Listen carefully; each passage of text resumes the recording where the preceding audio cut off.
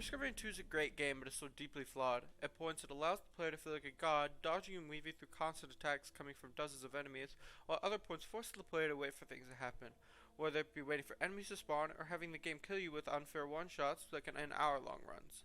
The game has no clue if it wants to be putting the player through 5-minute constant gauntlets of enemies or making them sit around and wait for things to happen, oftentimes unable to decide if the player should continue with long runs and risk the chance of getting one shot by unfair bullshit, or end runs and having bosses who end those runs seem like a sick joke waiting at the end of a mostly great tunnel. For a game so focused on time, it is too indecisive with the players.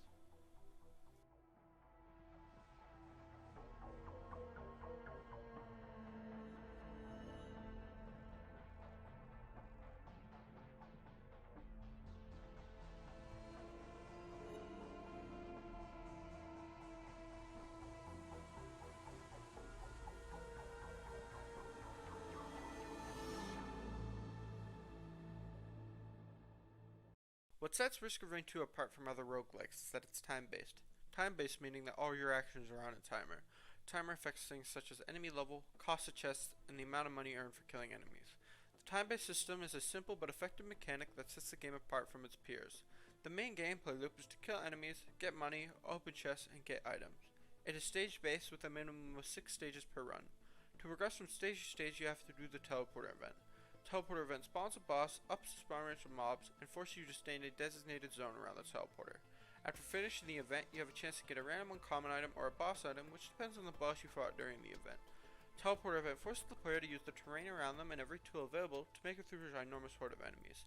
This system allows for such unbelievable feats of gameplay that make you feel like a god in the moment-to-moment gameplay, but still feels fair until later on. On the flip side of the great burst of gameplay, sadly the game makes you slow down for no reason due to the fact that you cannot open chests outside of the circle during the event. This is a major issue because after you kill the boss in the initial burst of spawned enemies, spawning starts to slow down and you basically have to sit around in a very restrictive area and wait for the timer to finish ticking. This makes the teleporter event unbelievably boring after you kill the initial ginormous horde, and makes the player wait there like they are on an elevator ride with nothing to do. This wouldn't be an issue if you could just open chests outside of the zone, or if more enemies spawn after you kill the boss. It blows my mind how a game so focused on time makes you just sit there and wait for things to happen. For clarification, the spawn rate doesn't technically drop, it's just that when the boss is alive you tend to target it, and so it gives the illusion of there being a ton of enemies spawning, but in all actuality you just aren't killing them. The game has 3 different endings: Kill Mythics and Destroy the Moon, Obliterate, which can be done at stage 8, and the 3rd ending, which was added with the Void DLC, which is Killing the Voidling. You can also decide to loop the run indefinitely until you either die or get bored. Most of the time, looping is the best option because all the final bosses are terrible and a waste of time.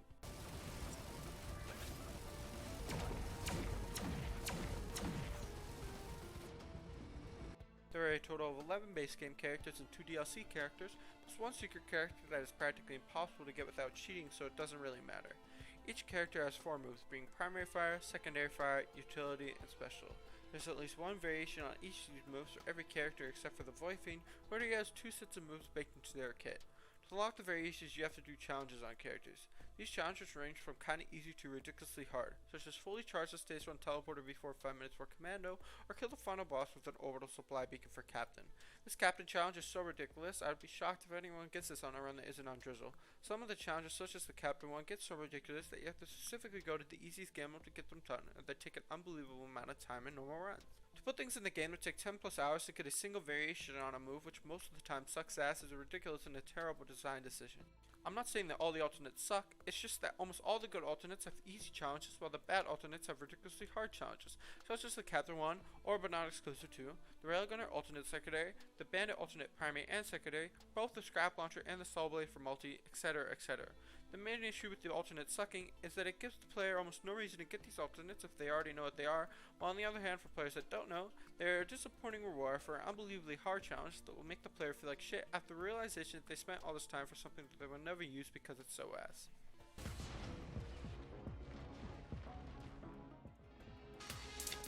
The variety of characters is really good, going from super fast melee brawlers such as Mercenary and Loader, to ranged glass cannons such as Huntress and Railgunner.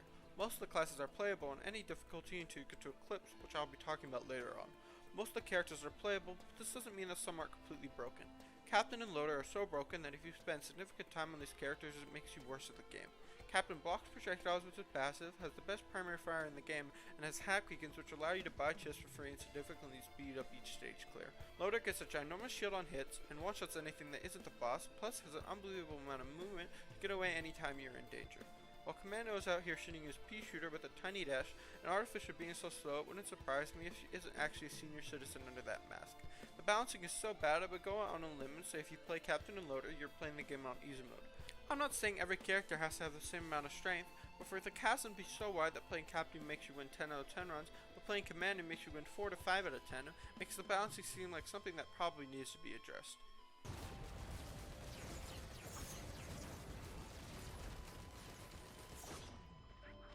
Chests are a major component to the game. They give you items. There are 4 different types of chests, being normal, healing, utility, and damage. Each of these chests have large variations which guarantee at least an uncommon item and have a higher chance for a legendary item. Normal chests are the cheapest, with the other 3 costing the same. The healing and utility chests are significantly worse than normal and damage, since damage items are basically all you want after getting a few healing and utility. These chests need major changes, as both of them seem like a joke compared to the damage. The normal ones are still better since they cost less and at least you have a chance for an item out of the damage drops, while healing and utility are guaranteed items out of their respective types, which generally suck. Making these chests cost less or buffing healing and utility items seem like the best solution to these problems, because as they are right now, there's almost no reason to open one of these chests unless you're unbelievably unlucky with getting healing items, which come in abundance as commons. In addition to the 4 main types of chests, there are equipment barrels and legendary chests. Legendary chests are guaranteed on 2 to 3 different environments at stage 6, Sunder Grove and Abyssal Depths. For the 3rd environment, you can do an optional challenge to get a legendary.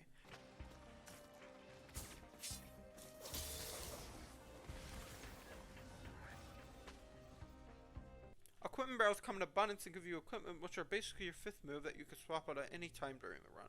Another form of getting items is multi-shops.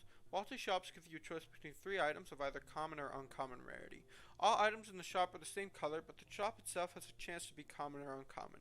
These are nice because you get to choose the item you get and you don't have to rely on luck. But this can also be a double-edged sword since the multi-shop has a chance to be all trash items which make it useless. Risk of Rain has a heavy focus on damage items. Basically, the more damage you deal, the faster enemies die. This speeds up the entire game, and since the game is time-based, being faster is of great benefit to the player. There are basically no builds in this game, just a mishmash of items that somewhat synergize with each other. Going for a specific build is practically impossible. The only way to really play is to pick the good items and scrap the bad items. Printers and scrappers are basically self-evident. Scrappers turn an item into usable scrap, which will be used before other items when you are printing. Printers are very useful, but only because the game relies so heavily on stacking good items. Scrapping is basically a necessity because when there's a printer with a good item, you can print it without a risk of losing your other good items. Now, the system isn't necessarily a bad thing, but can turn some people off of the game due to the lack of synergies and the very bland variety of builds. It's not that there aren't any builds at all, it's just getting items to synergize is so rare that it's practically a joke. On the off chance that you do get those synergies and get a god run, it's one of the best feelings ever. Risk of Rain is more skill-based than its other roguelike counterparts. Unlike games that require a ridiculous amount of luck and a little skill such as Binding of Isaac or Undermine, Risk of Rain hits a middle ground with it being mostly skill-based but still requiring some luck. Basically, if you get horrendous luck, it would be pretty hard to win, but if you get mediocre luck, it's very reasonable. For a roguelike, I think this is a good balance. The game shouldn't only be skill-based, since then the items start to seem like a joke that are unneeded. A solely skill-based system would boil the game down to really only have the exact same gameplay loop over and over. If anything, the only part of the game that needs to become more skill-based is the final bosses.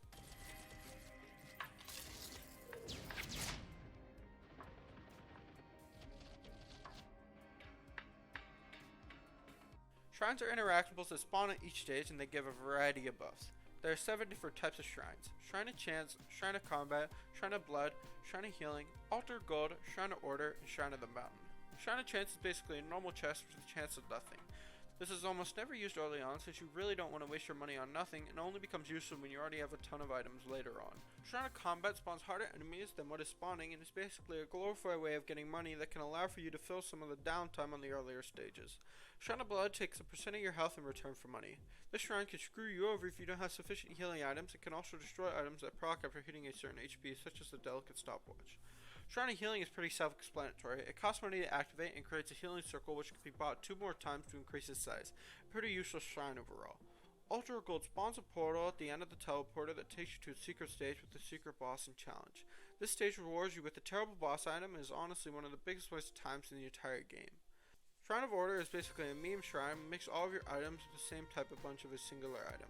The Shrine of the Mountain doubles the bosses for the teleporter, but also gives you double items for the event. Shrine of the Mountain is basically the only shrine you always use. The rest are very situational. Shrines in this game overall suck ass and are barely useful. Most of them need major buffs to be thought of being used and are honestly waste of space. I just wish shrines would actually be good because the mechanic itself is fine in concept, it was just executed horribly.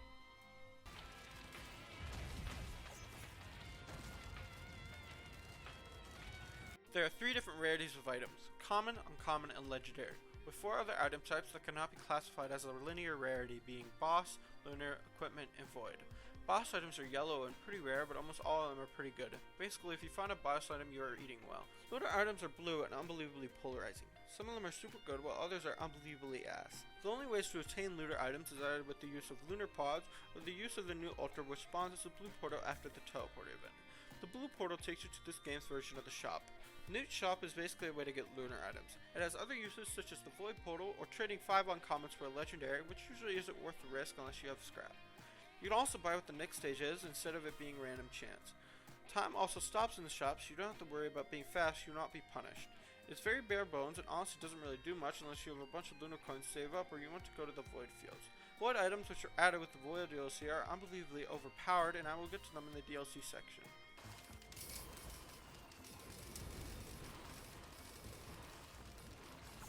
There are 5 stages in a run, with each of the first 4 having 3 environments that you can get. For example, stage 4 can either be Thunder Grove, Abyssal Depths, or Siren's Call. Each of the environments have very slight variations that basically change nothing. Stage 5 is always the same environment, being Sky Meadow. Most of the stages are big enough that the combat arenas are pretty fresh with the teleporters, and it never really gets dull. The visual variety is okay, but it gets pretty samey. Commencement, aka the Moon, is one of the 2 final stages including the Void Locust. The goal of the Moon is different from the others. Your goal is to charge 4 pillars. The 4 different pillar types are Pillar of Mass, Pillar of Design, Pillar of Soul, and Pillar of Blood. Pillar of Mass is the least unique and is honestly out of place. It is just the teleporter event without the boss. Pillar of Design pushes the player out of the circle periodically, but takes half the time of the Pillar of Mass. Pillar of Soul takes the same time as the Design, but if you leave the circle it lowers the percent over time. Both the Pillar of Soul and Design are fine challenges. A little on the simple side, but they aren't terrible. The Pillar of Blood on the other hand is a joke. It only takes 10 seconds to charge, but sucks away your life. It seems like it would be hard, but the amount of HP taken is so low that it doesn't matter. Pillar of Blood needs a damage buff for it to be a challenge. It's not only so short that it barely affects the timer, it also does so little damage that you are no risk of dying during it. This can affect the run and make it significantly easier than others, simply for the fact that the Pillar of Blood are baby mode. This is only an issue due to the fact that it's the final stage and should provide at least some challenge.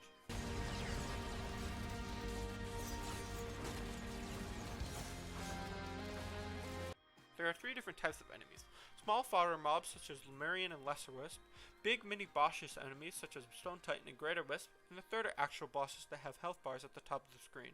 These usually come as teleport events and have to be killed for the teleporter to hit 100%. This system works well for the first few hours of playtime.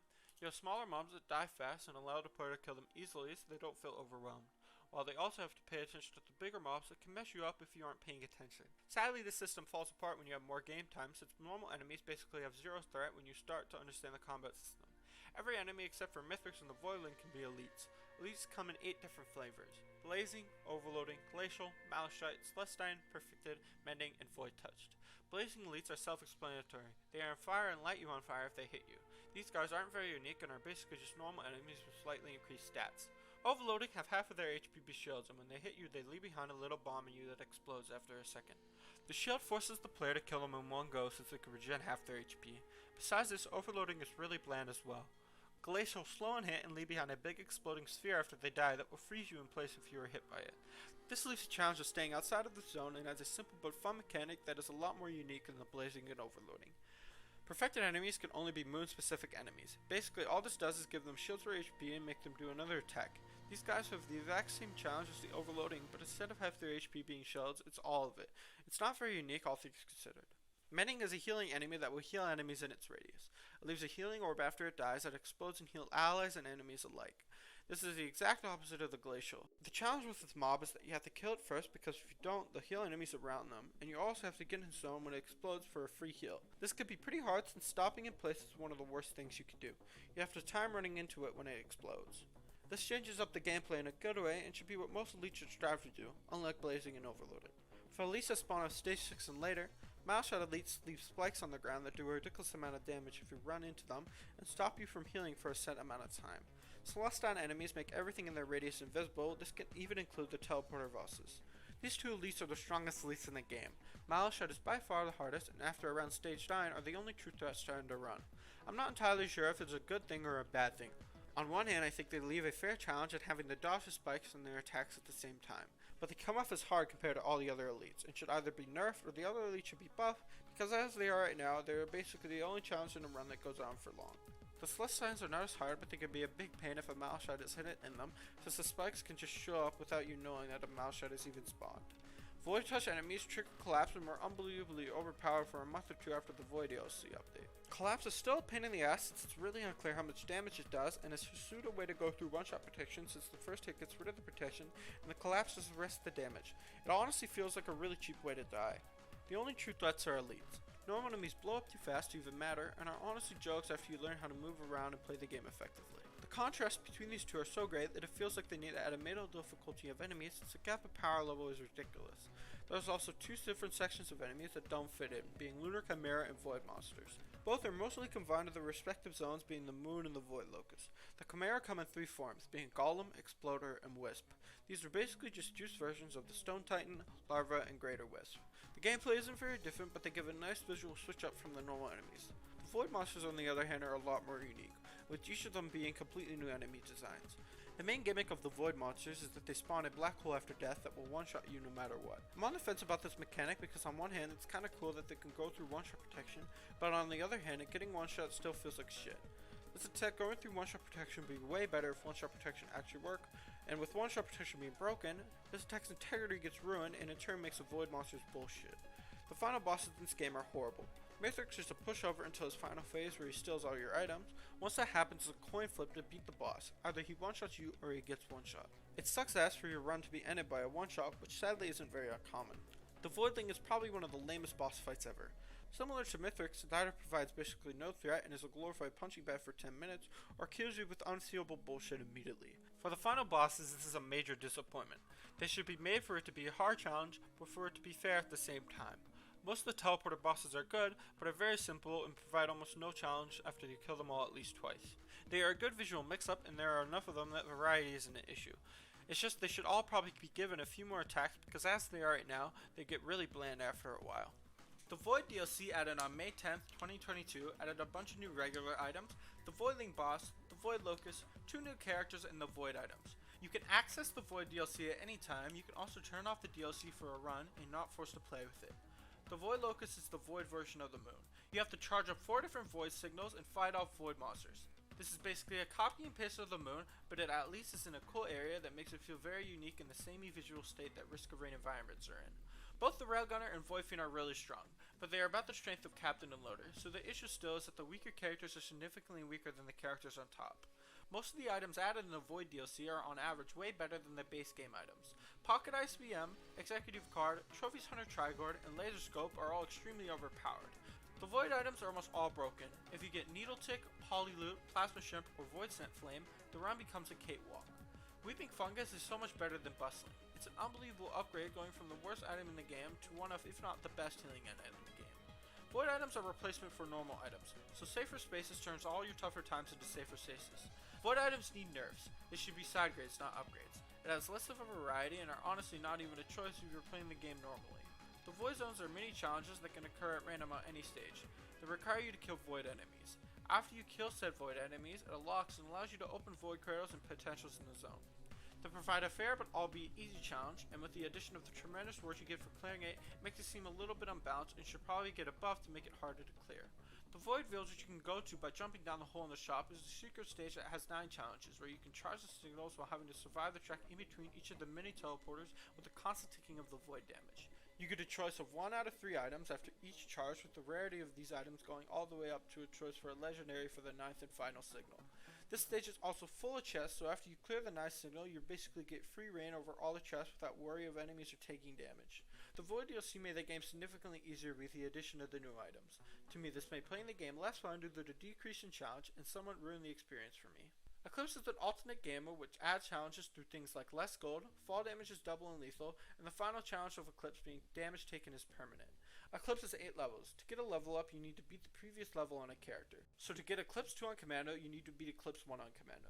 You have to beat Eclipse 7 times on each given character. This takes an unbelievable amount of time since most runs take a minimum of 30 minutes. It's ridiculous you have to do it 7 times to get to the only reason to play Eclipse. This wouldn't be a problem if it wasn't character specific, but so you have to do it 7 times on every character and you can't choose early Eclipse levels after beating them, it's a fucking joke.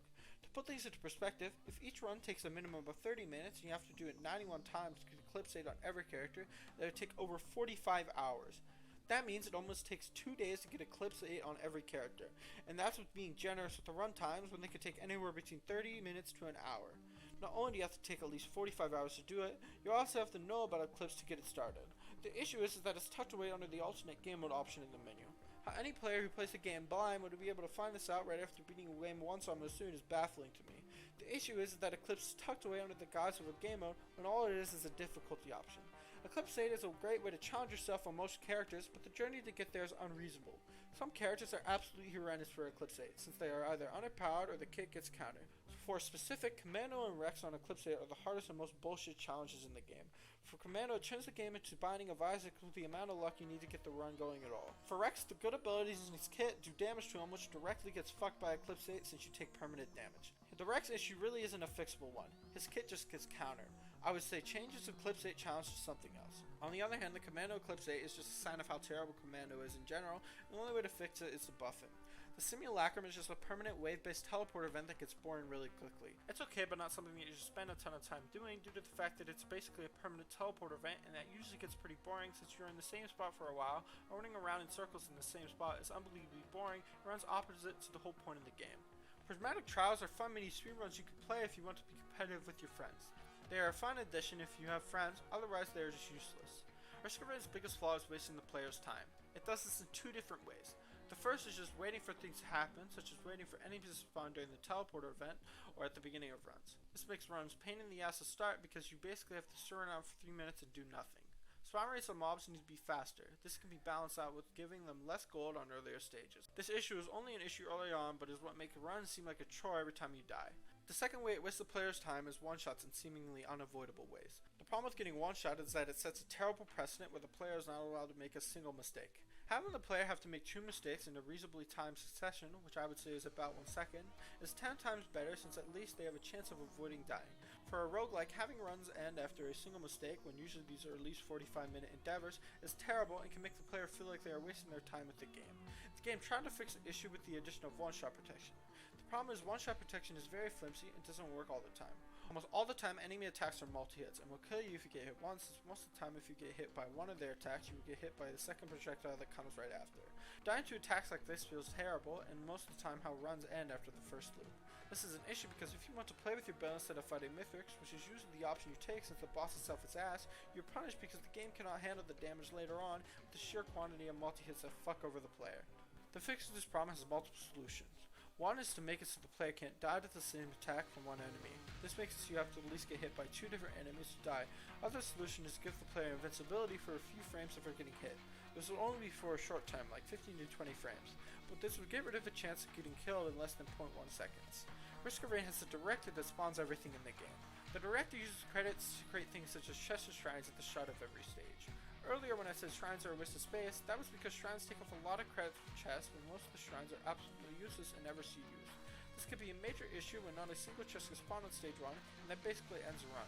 It's baffling to me that a game so focused on opening chests and getting items has a system where there is a chance for no chests to spawn at all.